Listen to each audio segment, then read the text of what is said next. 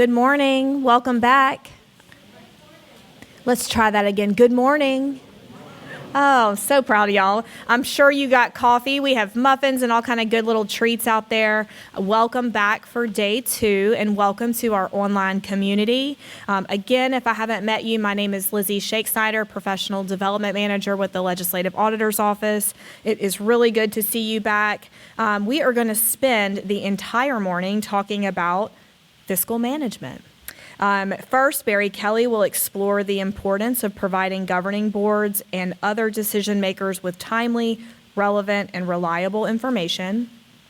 We'll follow that up with Angela Heath, one of our senior attorneys. She will provide an overview of the Louisiana public records, including the legal framework that defines public records, the rights of the public to access them, and the obligations of government bodies to provide them. Patrick Vergadama, who is also a senior attorney with our office, will help public servants identify and understand common ethics issues that may arise concerning compliance with the Louisiana Code of Governmental Ethics. And then our most beloved instructor, Jennifer Shea, will explain the fiduciary responsibilities of public officials as well as the mandates of the Local Government Budget Act. If you do not have the slides, they are available for download on our website. They will be there after the conference also, so you're welcome to download those there at lla.la.gov, and you can search for CLGE on our website. If you are attending online and you want CPE, continuing professional education, be sure to respond to at least 3 of the 4 attendance prompts in each of the 4 sessions. I'll remind you, please, to sign in this morning. You will only need to sign in once today, so you should do that if you haven't done it already, you can do it at the break. Also, if you would like to receive continuing legal education credit, you must check the box requesting CLE when you sign into the live stream platform, and of course, respond to the prompts as you're required to do that by the State Bar Association. You will be emailed an MCLE course attendance form with instructions for completion and returning. If you are online, if you're wanting to submit a question, there is a Q&A box near the video. So we'll pause at various times if given the time allotment and answer questions if you have any. And also, if you're in the audience, please feel free to ask questions, given that we have time to answer them. If we don't, we're here afterwards, so you're welcome to hang back and get your questions answered. So I have the pleasure of introducing our first instructor today. Again, this session is going to explore the importance of providing governing boards and other decision makers with timely, relevant, and reliable information. So you're going to learn what types of information are most critical for oversight and decision making. Mr. Barry Kelly began working for our office in 2012 and currently works on the special projects team in the local government services section of LLA. He helps prepare statewide agreed upon procedures, updates, creates and monitors the implementation of statutorily required schedules, fulfills legislative requests, and provides assistance to local officials and CPAs. Barry is a certified internal auditor and a member of the Institute of Internal Auditors. Please welcome Mr. Barry Kelly.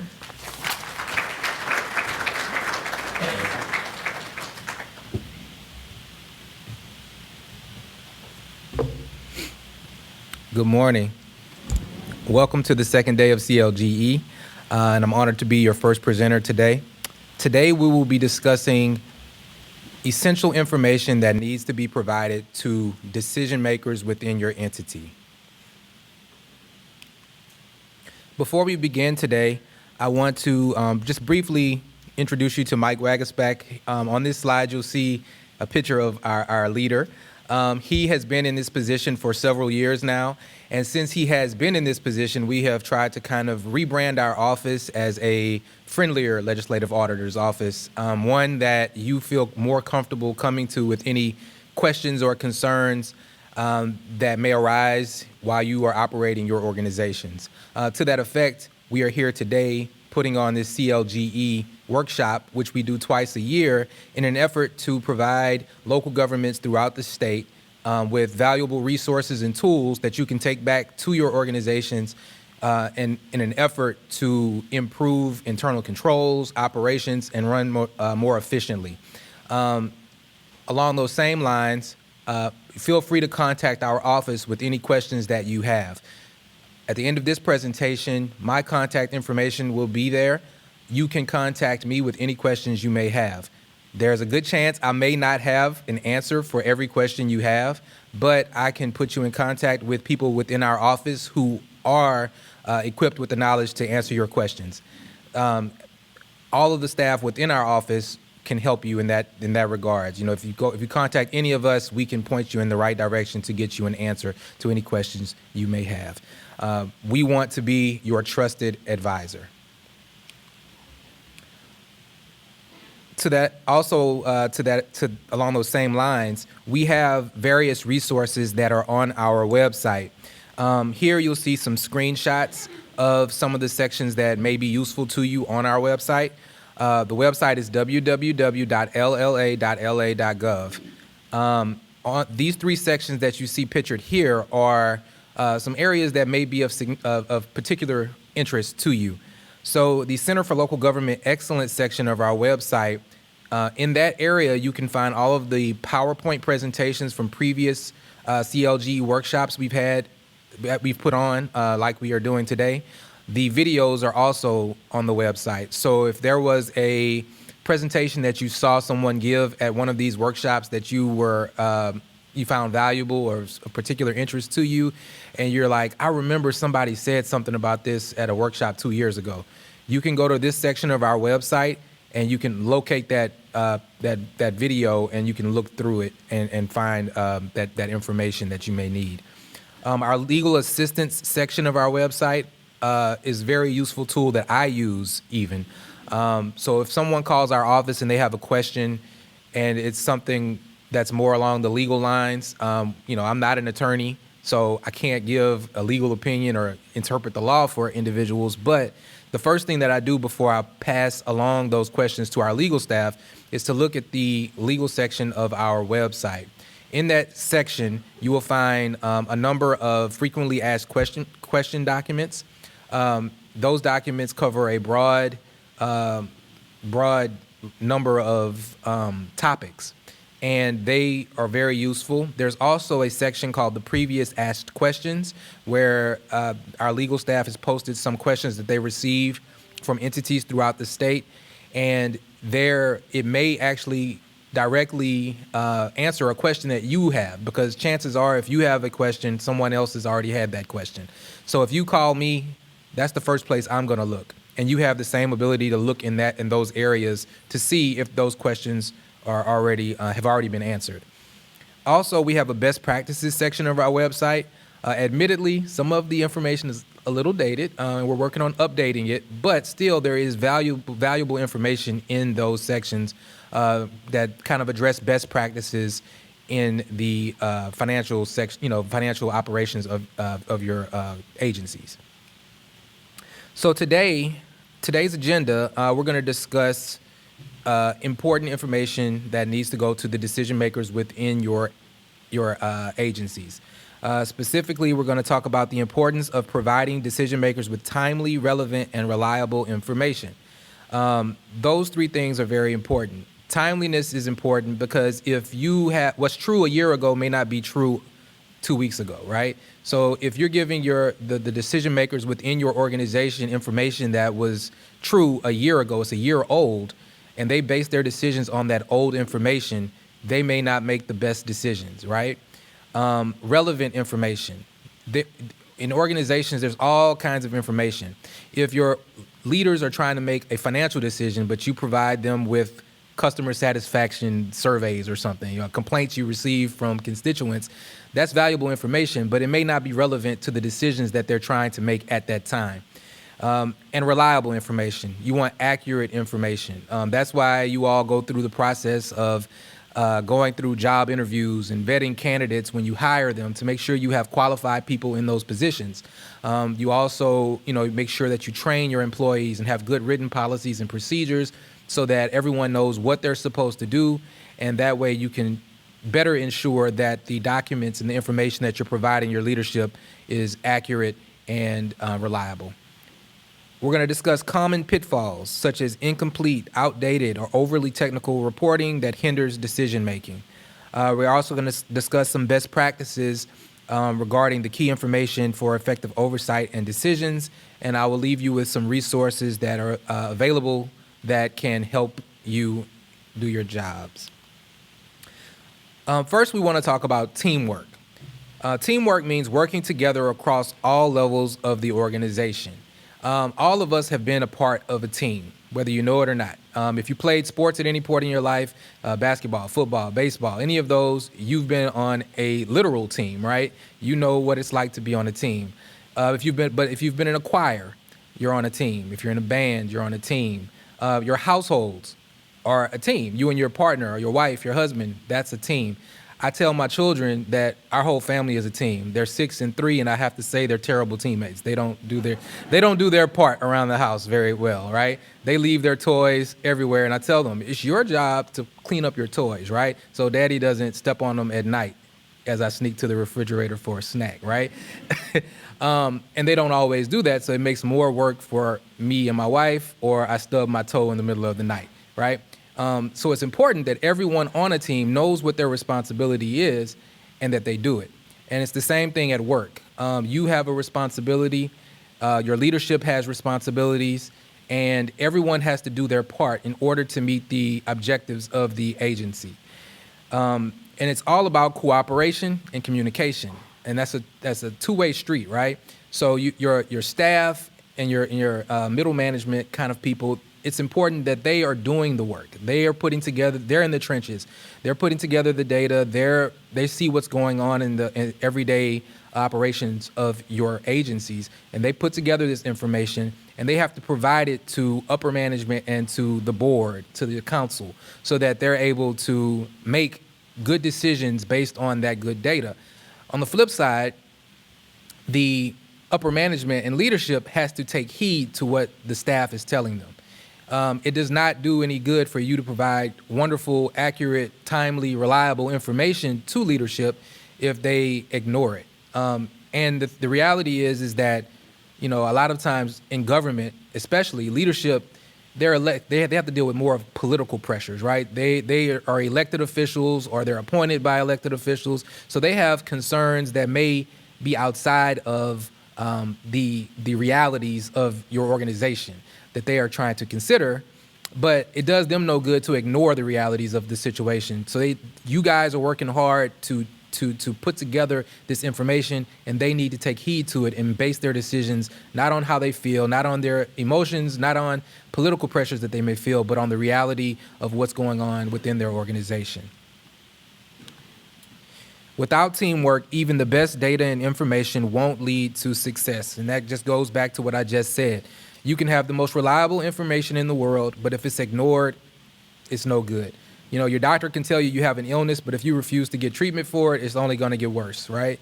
The pest control people can come in and tell you have a termite infestation. If you're like, oh, it'll be okay, it won't be okay, right? So the leadership within your organization must take this information that you've worked hard to produce, and they must act on it for the team to work.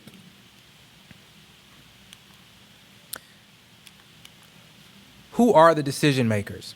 Decision makers are those responsible for steering the agency, whether it's setting priorities, approving budgets, managing operations, or ensuring compliance and accountability. This may include boards, councils, commissions, department heads, or other leadership bodies. But I'll tell you, it also can include, if you're a nonprofit, it may be the executive director, it could be the CEO. If you are at a sheriff's office or an assessor, and you have an independently elected person who runs the office, that person is going to be your decision maker. So it's going to vary from agency to agency who the decision makers are, but they all have a similar responsibility to make decisions that are going to affect the agency. Much of the decision makers' effectiveness depends on the quality and completeness of information that is provided to them. On a team, everyone depends on each other. None of us act alone in a silo. Even if it feels like you are the one doing the majority of the work, or you feel like your work is kind of isolated away from everyone else, the reality is that everything we do relies on our coworkers, right? None of us can do all of the work by ourselves. Even if your work is kind of independent, you probably are relying on other colleagues to provide you with information or source documents or whatever so that you can do your work. And then the people that are above you who are making decisions or who are supervising you, they are relying on you to do your work accurately and effectively so that they can do their work. So we all are working together to try to get to the same destination. Good decision-making is not isolated. It's the product of cooperation and reliable information flowing throughout the organization. Frontline staff gathers and records data accurately, hopefully. Supervisors and managers analyze and communicate that data effectively, hopefully. And leadership decision-makers use that information to make informed decisions. When one part of that process breaks down, the entire organization is affected. So it's just very important that everyone do their best to do their job to the best of their ability so that everyone else can feed off of that and you can have the most optimal outcomes at your organizations. Why is good data and information important for decision makers? Here I have some interesting quotes. One is from now don't ask me who these people are, don't know. I found them on the internet, but they have good quotes. W. Edwards Deming says, without data, you're just another person with an opinion. Aldous Huxley says, facts do not cease to exist because they are ignored. And Sean Rad says, data beats emotions. And what all three of these quotes have in common is that decisions based on information and data are much better than decisions based on your emotions. We all make emotional decisions, and I don't know about you, but typically when I make an emotional decision, I kind of regret it a lot later. I ate this cake, and I shouldn't have. Now my pants fit a little tighter. I knew I shouldn't have done it, right? I spent money that I knew wasn't in my bank, wasn't in my budget, and I spent it anyway, and now I regret it because I don't even care about the little gadget I bought. I don't even use it anymore. Same thing happens at work, right? You want to use the data to inform your leadership so that they can make decisions, again, not based on the political pressures they feel, not based on what will make them popular, but based upon what is actually taking place within your organization. So let's try to put emotions to the side and focus on the black and white issues that are on the paper that staff provides to the leadership. Why good data and information matters. Informed decisions require timely, reliable, and relevant information. And we discussed timely and reliable and relevant earlier in the presentation, so we know what those are. But poor information leads to poor outcomes.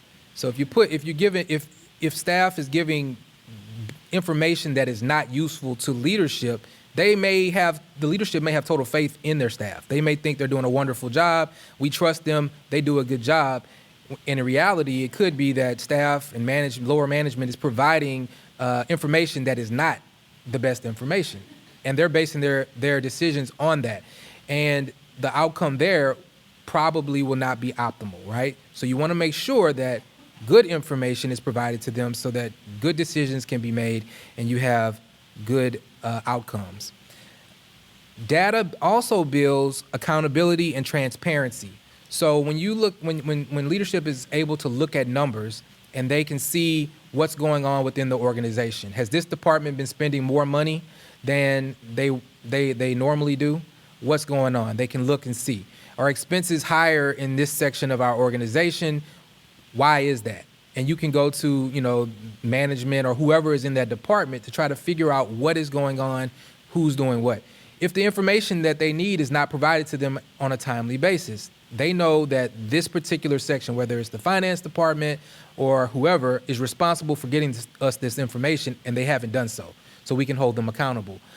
If the finance department is depending on the maintenance department to provide some information to them and they haven't received it, and they're able to pass that information along to leadership, that maintenance department can be held accountable. So the numbers, the information that is provided and compiled to be provided to the leadership kind of tells the story of what's going on at your organizations.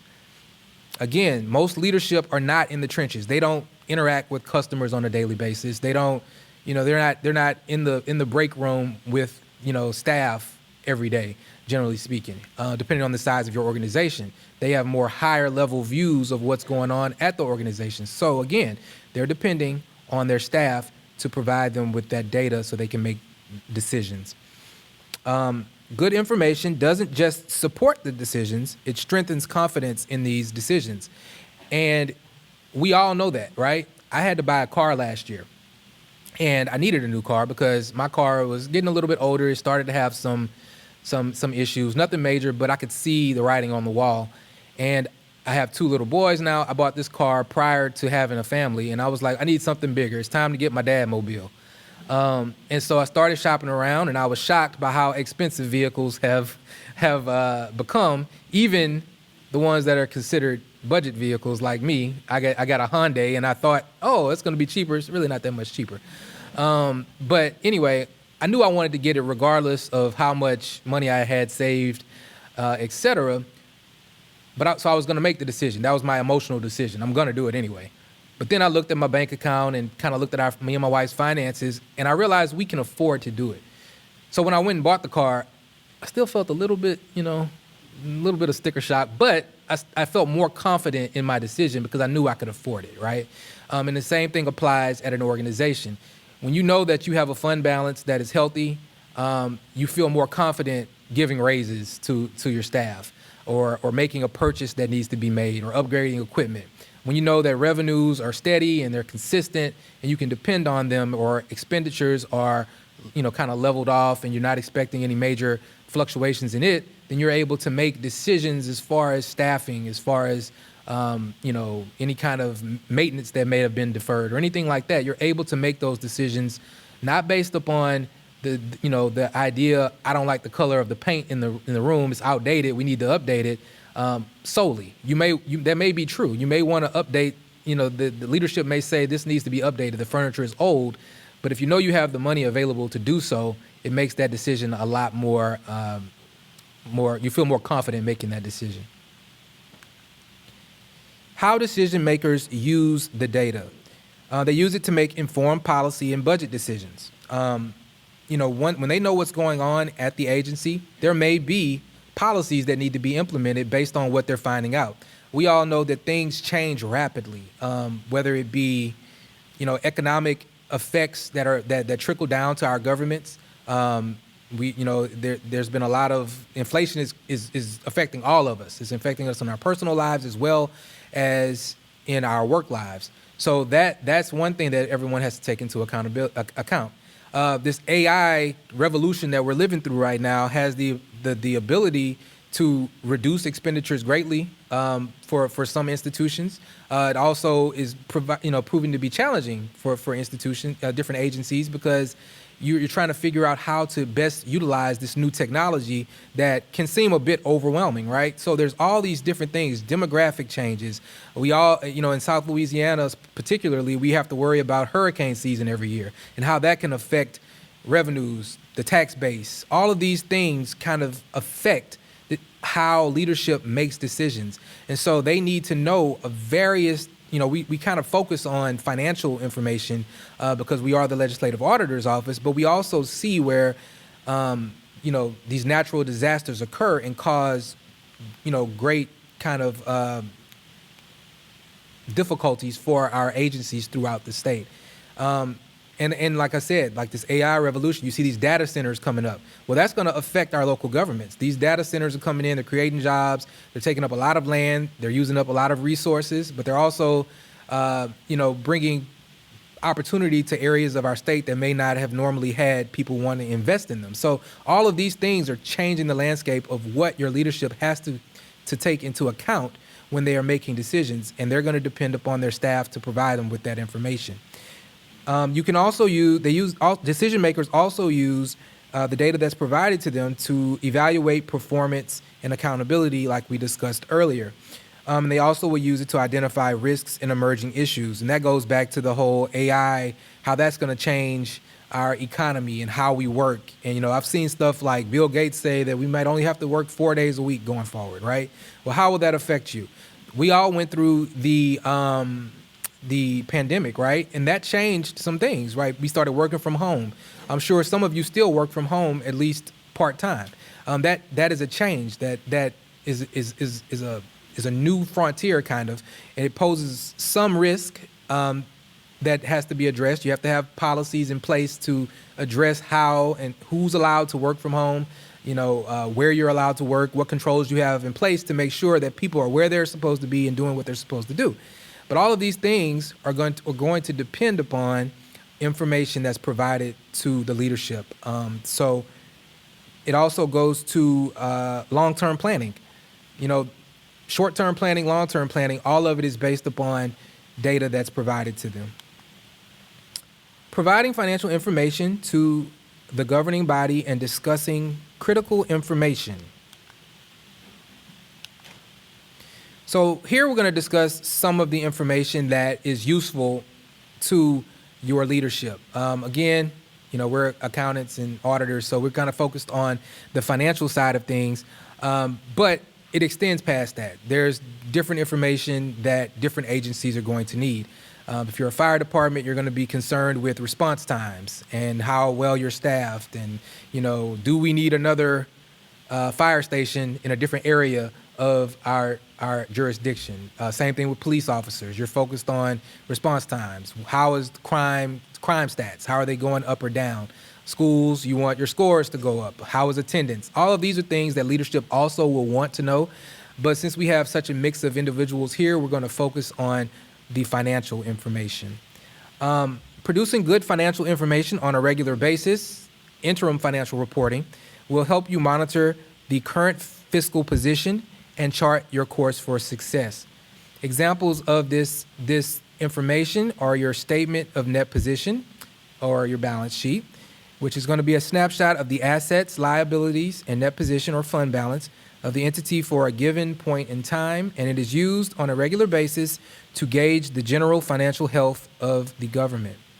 The statement of activities or statement of revenues, expenditures, and changes in fund balance present revenues, expenditures, and change in net position fund balance. The best statements will give you a budget to actual comparison. That's very important. That budget to actual comparison is really important. That your council and that your board is able to see that. Because a lot of times, when the budgets are created, they're based on past performance. So you're using information from the previous year to kind of predict what will happen in the future. So you create your budget, but throughout the year, things can change. And you need to know whether or not you're having greater expenditures than you had expected, or if revenues have decreased for whatever reason at a greater level than what you have expected or have predicted. So it's very important to get those budget to actual comparisons to leadership, if at all possible, on a monthly basis. At every meeting, they should have that in front of them so that they are able to make those comparisons and make decisions based on that. They may have to amend the budget if the changes are, to a level that becomes a reality. Also, you have accounts payable aging reports and accounts receivable aging reports. Are we paying our bills? That's important. Are we receiving the money? Are we collecting the money that is due to us? Or are we letting people just continue to receive services without collecting that money? That's important. You want to make sure that if someone owes you money, there are efforts in place to collect that revenue. That's very important. And you also want to make sure you stay on top of paying all of your bills so that you don't have these outstanding debts out there that are owed to individuals or companies. Budget deficits and fund balance decline. You have to talk about them, and you have to design plans to eliminate any of those deficits. You can use cash flow projections and analyze the budget variances and act on those negative trends. If you see things occurring that give you cause for concern, it's not a good idea to ignore them. If it looks like revenues are decreasing, I mean, any given month you could have something that happens where you have a spike in revenue. You have a festival or you have some large concert come to your town. Revenues may go up. Sales tax revenue may go up.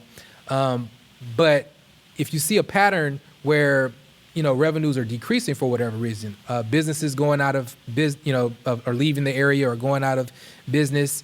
A lot of our more rural areas are dependent upon one employer. If that employer starts, winding down operations, how is that affecting your organization, your agency, and the tax collections that you're receiving? These are things you have to consider and you have to acknowledge.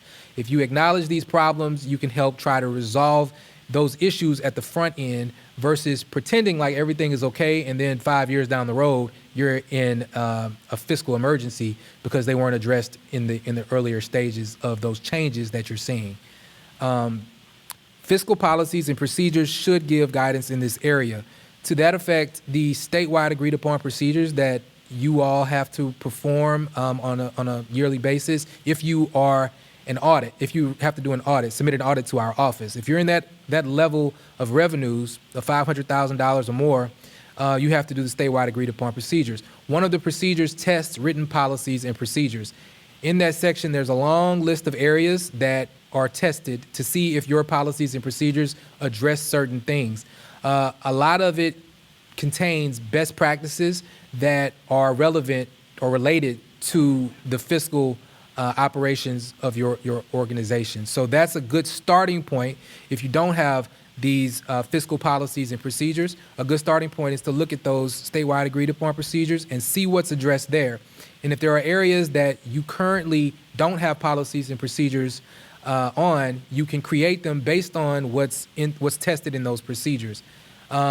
Even if you are an entity that is not subject to an audit, therefore not subject to the statewide agreed upon procedures, they are still on our website, and you can access them and take a look at them and kind of use the what's tested in that procedure as a baseline for what your policies and procedures can look like.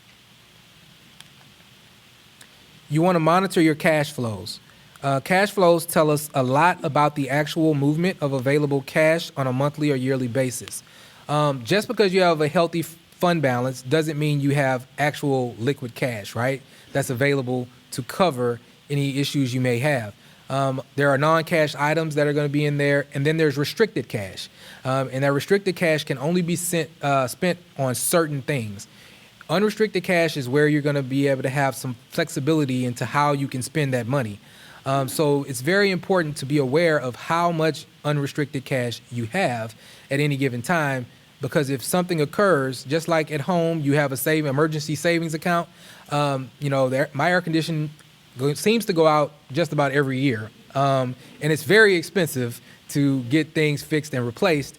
And so it's very important for me and my wife to have money saved up to be able to cover those expenses. Same thing with governments, right? You need to have some money set aside so that if anything major occurs, you have money to be able to cover those unexpected expenditures.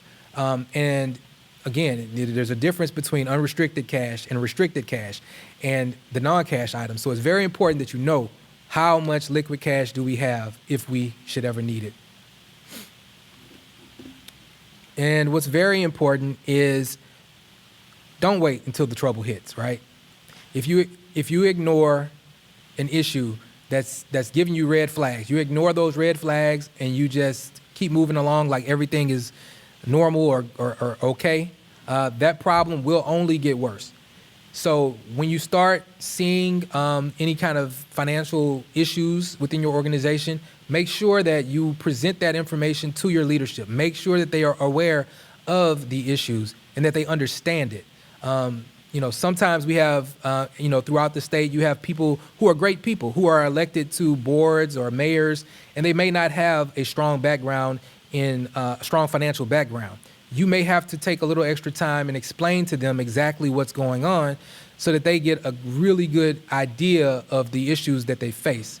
Some of them, may not even be interested in it, but they have to be interested. So it's your job to kind of put it in their face and say, this is where we are and this is what's going on, so that they are aware of it and that they can therefore act on the information you're giving them. So next we're going to look at a management checklist. These are just questions for someone in management to ask themselves on a regular basis. I'm not going to read through each of these, but I'm going to kind of just run through a few of them. Some things that management can ask themselves are, do we have agreed upon short-term and long-term plans for our entity? Can we all agree that our residents need what our residents need from their leaders? Do we have a financial information that we can easily access and rely on? Are we using this information to regularly monitor our fiscal status? Is this information discussed at regular meetings? When we discuss the financial information, do we act upon negative variances and trends? When we push for our agenda items, do we also consider our financial status? You know, sometimes you'll see in different, particularly with mayors, mayors come into office with grand ideas, right? Like, we want to provide our citizens with a trolley that'll take them from this end of Main Street to that end of Main Street, and that's going to make people want to move here.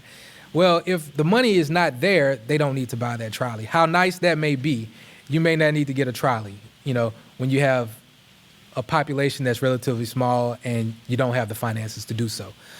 So that reality, when they look at the numbers, the financial information, them knowing what the financial health is can kind of bring them back down to reality. Again, I go back to my personal life a lot, but my children want every toy they see. You know, I take them to CVS to get medicine, and they're like, "Can I go by the toy section?" And I'm like, "No." And then they go anyway, and they're like, "Daddy, I want this, I want this." Or we go to Walmart, one section they want to go to, right? This huge store, there's only one section they want to go to, and they want something every time. And they want something for Christmas, and they want something for their birthday, and they want something for their brother's birthday. And so, but there's limitations on the resources that me and their mother have, right? So we have to tell them, no, you can't get everything you want. We can't afford to buy you every toy or every shoe or every whatever you want whenever you want it. And it's the same thing in government. It's the same thing in a business. You can have grand ideas, but if you don't have the resources to implement them, you can't implement them.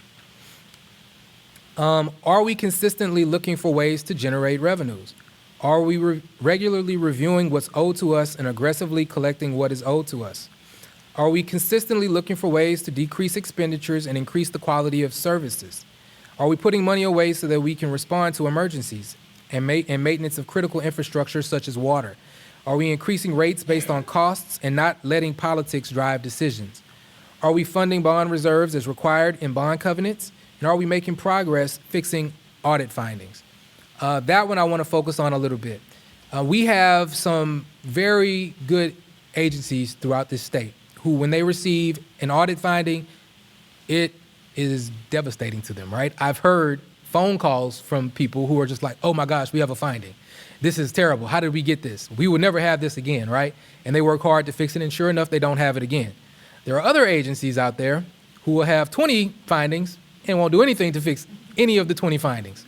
I encourage you that if you receive an audit finding or even SAUP exceptions, that you work hard to try to correct them, because your audits, they kind of set off the red flag, right? They kind of tell you where issues may be. It's not necessarily that anyone is doing anything wrong or that anyone is at fault or, you know, acting nefariously, but mistakes happen. People overlook certain things. Things slip through the crack, and your auditor may identify them and kind of bring it to your attention, and it's important that you go ahead and try to resolve them. It can, again, prevent you from having more heartache in the future if you take care of the issues as they come.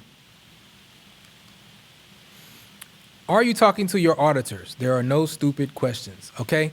Auditors ask questions for a living. They're going to ask you all, I'm sure they ask you questions and you're like, "Why are you asking me that? I've told you this already. I've given you this information. You've asked me this 1,000 times. Aren't you educated? Don't you know this?" I'm sure these are questions you've asked yourself when they ask you questions. So ask them questions. Don't care if you don't understand something. If they ask you for something and you don't understand what it is, ask them a question. Ask them to clarify it.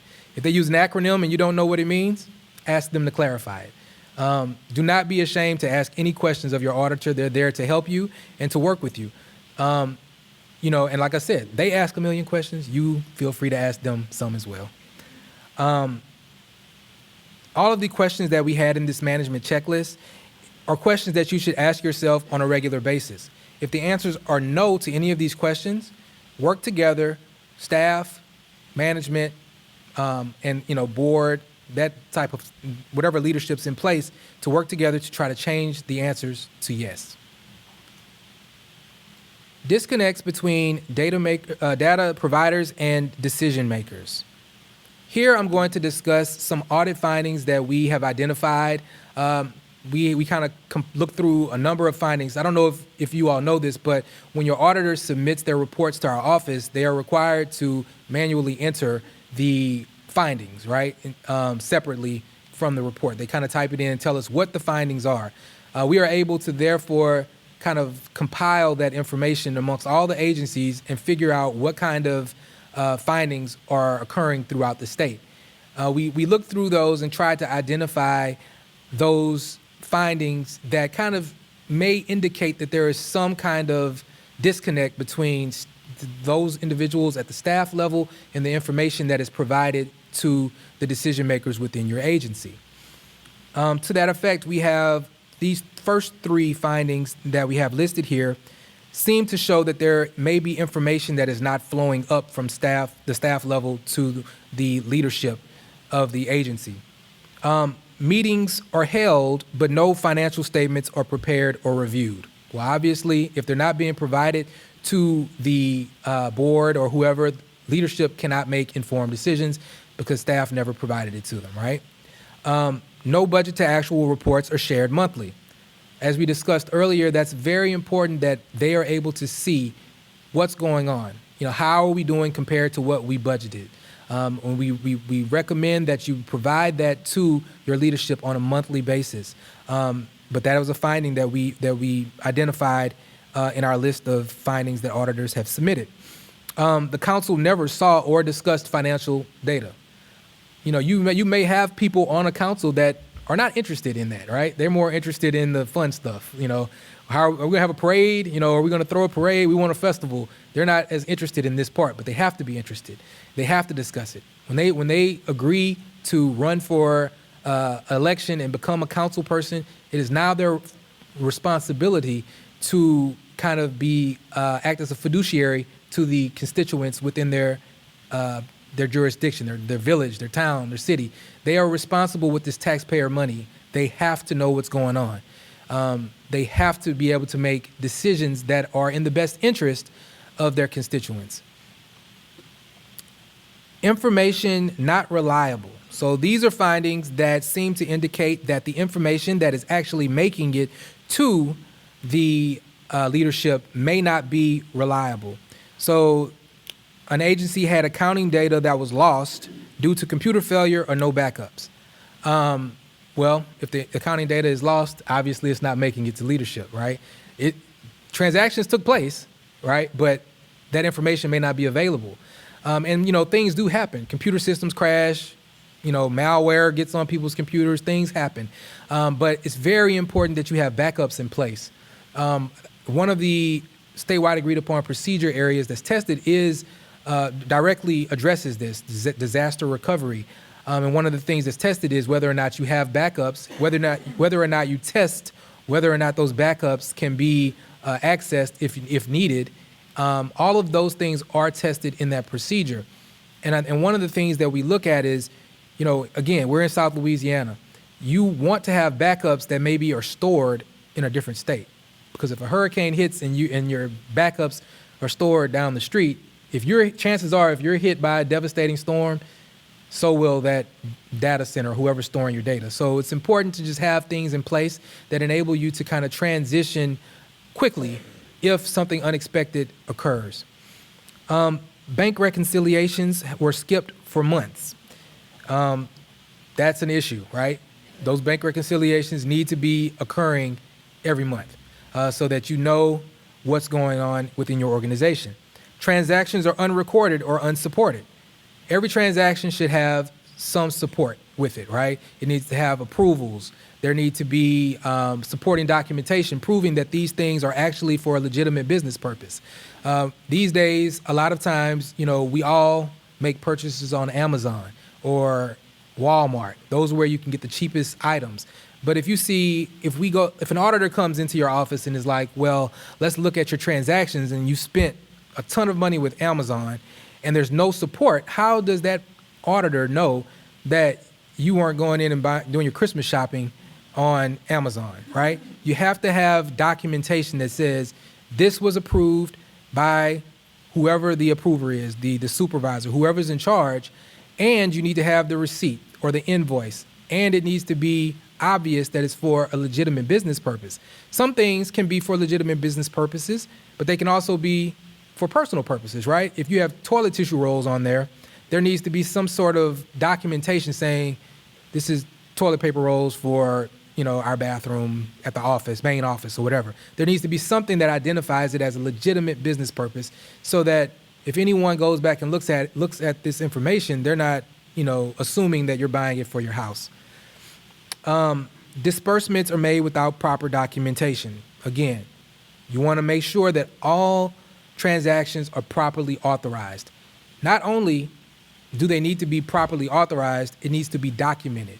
In my career, I've been to various places, and there's been transactions that take place, and you'll talk to staff, and they say, oh, well, the mayor, he just says, go ahead and do it. He just lets me do it. He just says I don't need to even come to him for that because he knows I take care of it.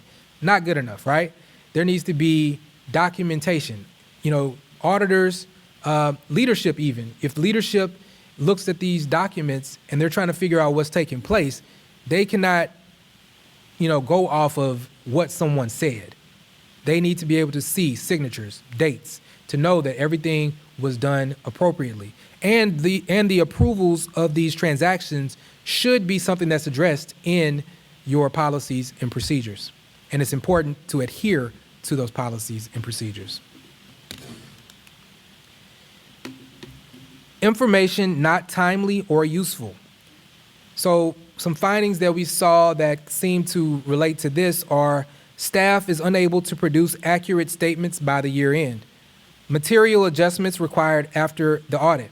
Financial reports lacked key information such as fund balance and financial position.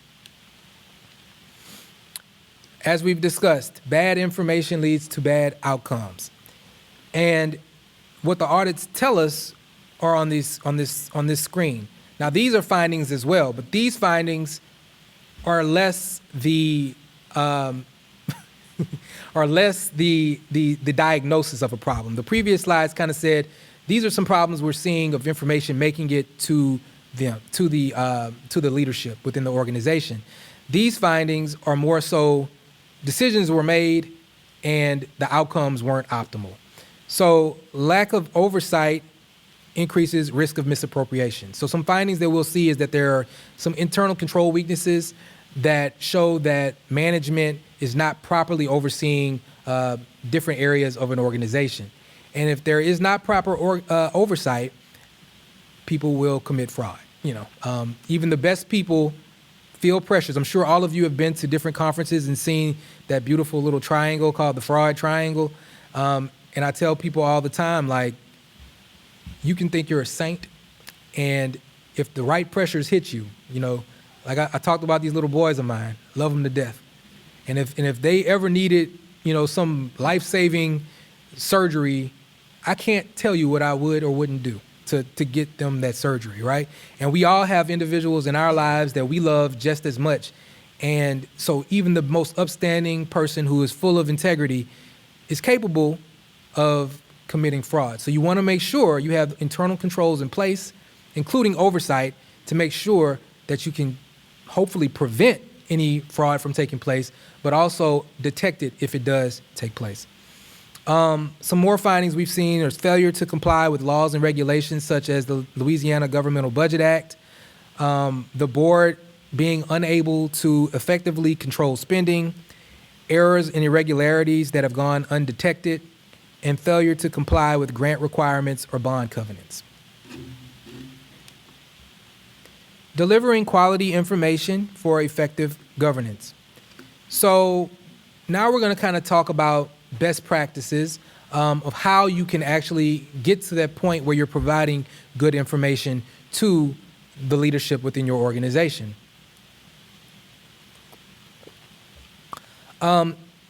The first thing we want to talk about is internal controls. Internal controls help to make sure things happen the way you want them to happen, and bad or unexpected things don't happen.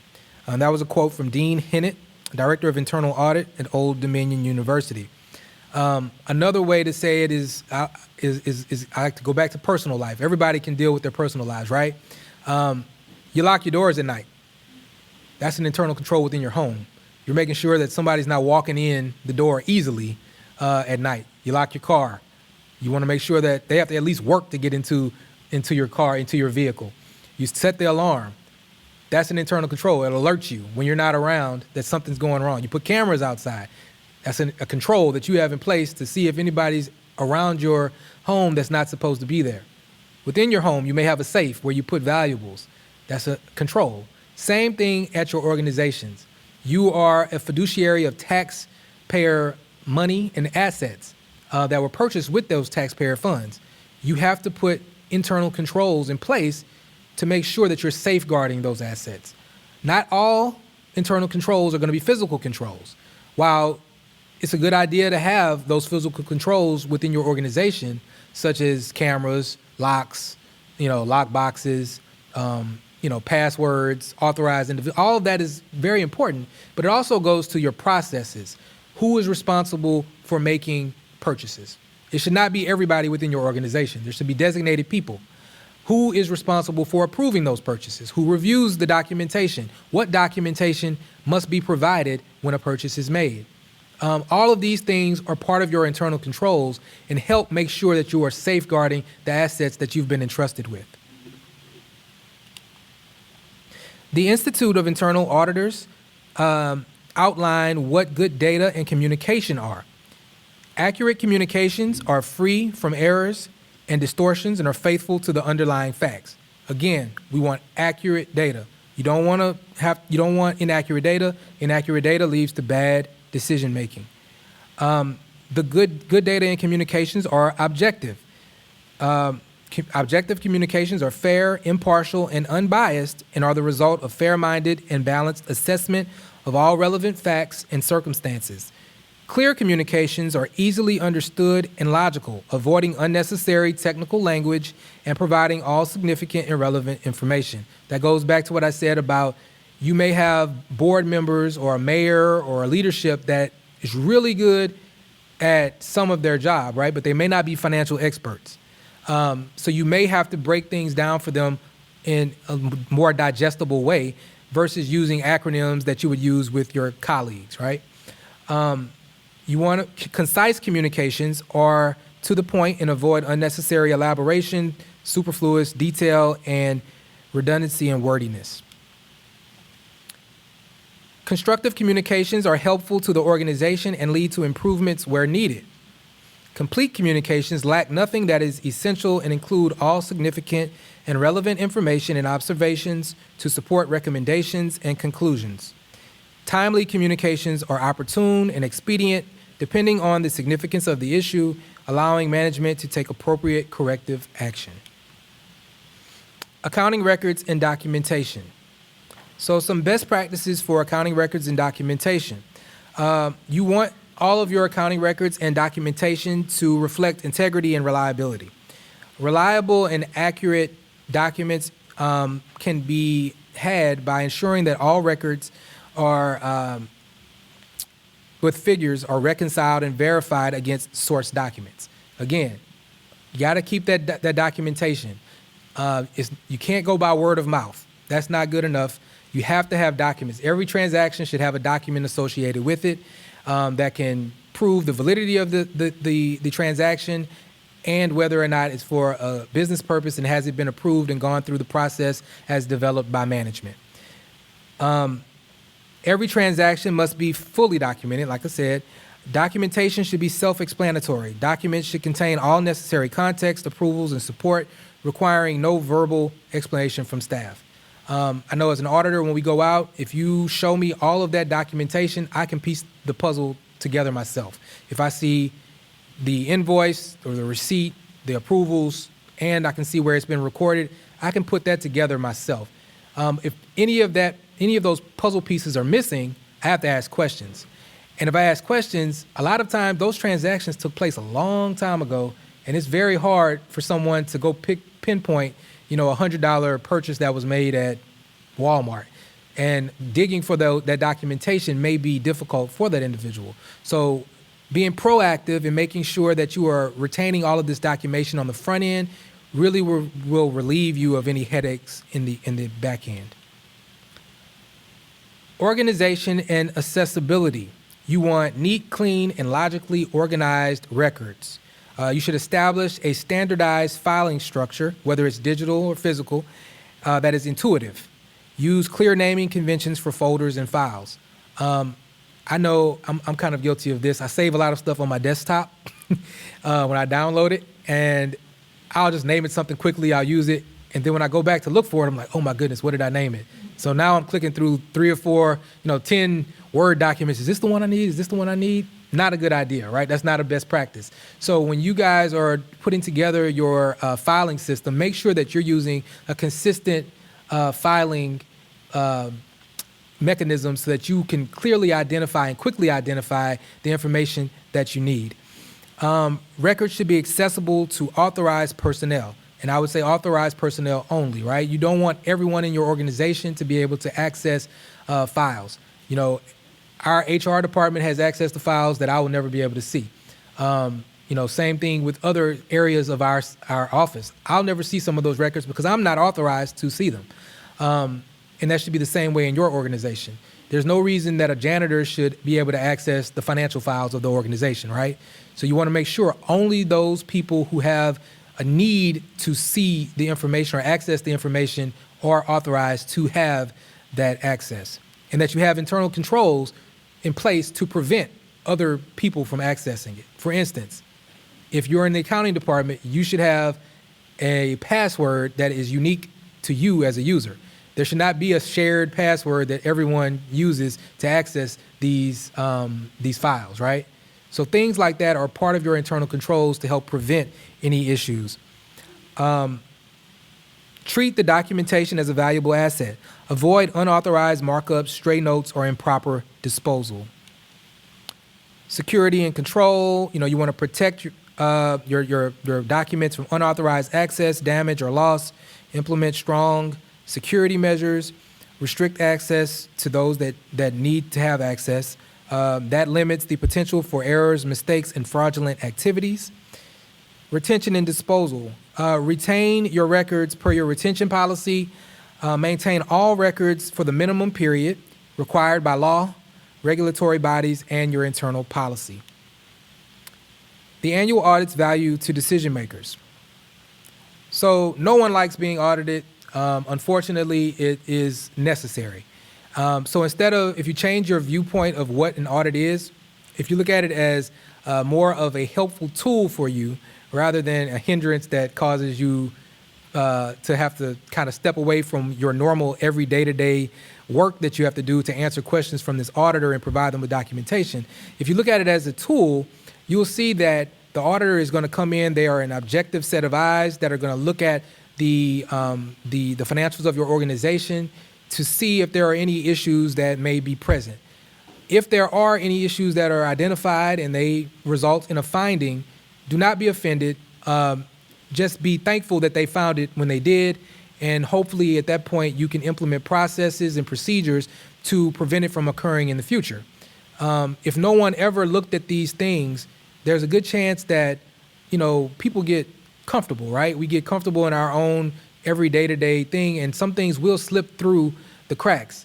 Knowing that you have an auditor coming in to look at these transactions and the controls you have at your organization kind of gives you extra incentive to make sure that you are staying on top of things, because again, oversight. It's just like with staff. Your staff, if they know that their supervisors are reviewing their work or looking at or paying attention to what they're doing, they're more likely to do a good job and make sure they're doing everything appropriately. An audit is kind of the same thing. Your auditor is coming every year. These reports are made public. It's a very good thing to take seriously and to also look at in a more favorable light, right? They're coming in.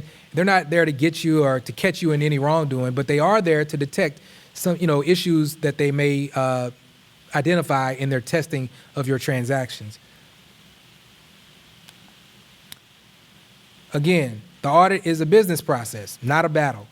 Audits, auditors, and the auditing process are not bad things. They're essential parts of good governance and a mechanism for continuous improvement. It also gives you some transparency, right? These reports are put on our website. Your constituents can see these reports. They can see, what's actually happening. Any leader can get on, go on Facebook or have a press conference or go to the media and say everything's wonderful. This place is running the best in the country, right? But these audits will tell the reality of your organization. They'll tell you what's actually going on. So, very important tool that you should be, more use it as a tool instead of, looking at it as something that is inconvenient. We've already discussed some of this, but your audit findings are your red flags. You can use those to try to correct any issues that may be identified. What's important to note is that fixing findings is a team effort that requires commitment from staff, management, and the board or other leadership. While management can develop policies and procedures that are going to help address any of the findings that may be found or come up with a plan to address those findings, it's going to be staff that implements those changes that will result in the findings going away. So everyone kind of has to be on the same page, and the plans need to be communicated to those that are actually going to be implementing the plan. The recommendations provided are your blueprint for success. They offer actionable expert guidance on how to strengthen controls, improve processes, and increase reliability. When your auditor has a finding in your report, they also give you a recommendation. There are some people who write beautiful management responses. We agree, this is a problem, we've already addressed it. There are others that say, we agree with the auditor's finding, and that's their management action plan. I would encourage you to have a more detailed management action plan that says we are going to address these problems. Even if they are difficult issues, work hard to try to get those things corrected. By resolving findings and implementing recommendations, you proactively have the opportunity to improve efficiency and turn identified weaknesses into new sources of organizational strength. These are some resources that are available to you on our website. We have the best practices checklist. We have a checklist for newly elected officials. We have a Governmental Budget Act reporting template. We have best practices. You have the legal information that I discussed earlier, white papers, the CLGE videos. There's all kinds of things. I encourage you to go on our website and kind of click around and see what's available to you. Some of it may be very useful to you. Other resources, we have some websites here that are resources that you can access. I'm not sure if some of them may require memberships, I'm not sure, but these are websites that you can use to try to figure out some best practices that may be out there that can help you as you operate your organizations. This is my contact information. If you guys have any questions, I'd be happy to answer them. If you have any questions after this program and you want to reach out to me, please feel free to do so. With that, I conclude my presentation. Thank you.